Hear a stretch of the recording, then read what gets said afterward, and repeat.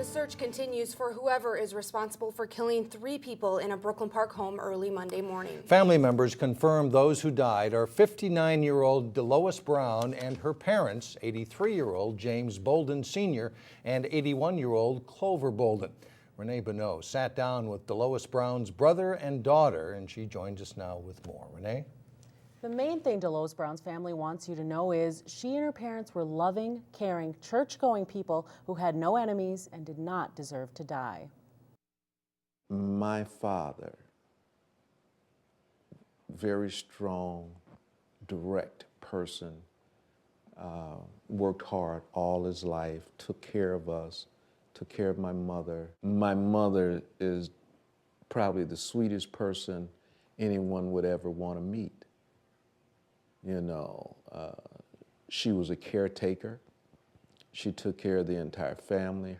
DeLois is very strong, a lot like my father, loved children, very active in the church, and loved to sing. James Bolden beams as he speaks of his parents and his sister, DeLois Brown. Brown's daughter, Karim Gaston, can't help but smile thinking about her mom. She's beautiful. She's mom. She was strong. She was a Christian. Very, very strong beliefs in God. Relatives and neighbors say Brown loved working with children. She was running a licensed daycare out of her Brooklyn Park home. Family members say her husband died of a medical issue in January. Just a week ago, the family had moved Brown's parents from East St. Louis, Illinois to Brooklyn Park to live with her.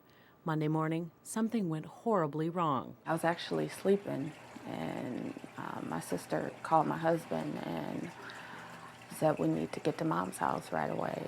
No details, nothing. They had it blocked off for a couple blocks, and I had to walk down, and I met one of my nieces, and she told me that they're all gone. They're all gone, Uncle Jamie, she says. Bolden and Gaston say they have no idea who would shoot and kill Brown and her parents or why.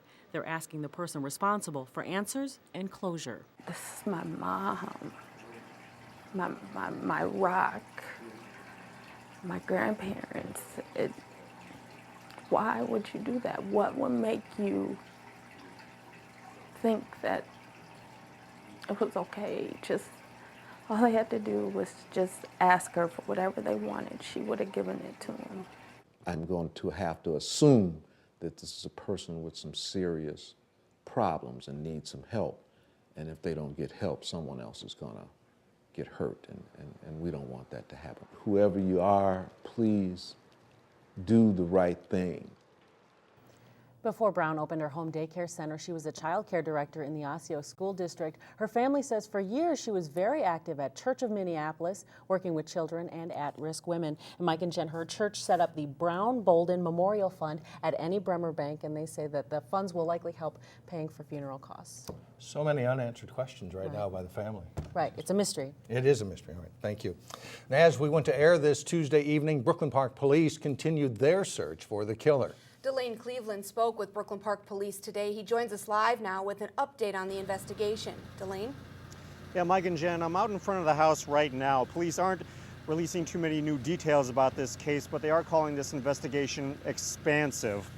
Brooklyn Park Police are taking the lead role in this investigation with assistance from the Hennepin County Sheriff's Office. Today, police would only say that they're following up on potential leads and vetting through the various pieces of information they have in place. As for the suspect, police say they're still looking for a black male in his mid-20s. He was last seen wearing a navy blue sweatshirt with a gray hood and 2 one-inch white stripes down the back. Police released a sketch of it. And while the suspect may be at large, they maintain the case is not a random killing. The information we put out yesterday is that this particular case did not have the typical signs of a random act of violence, if you will. And I can't say more than that, but what I want people to understand is that we did not feel that there was an immediate threat of danger to those in that neighborhood. Inspector Milburn says there is still a pretty heavy police presence in the area. In fact, there are still a few police cars parked out in front of the house, but they still need help. In fact, they're offering a $10,000 reward for anyone who provides information that leads to the arrest and conviction of the suspect involved in this case. Anyone with information is encouraged to call the Brooklyn Park Police Department. Reporting live in Brooklyn Park, Delane Cleveland, 12 News. All right, Delane, thank you very much.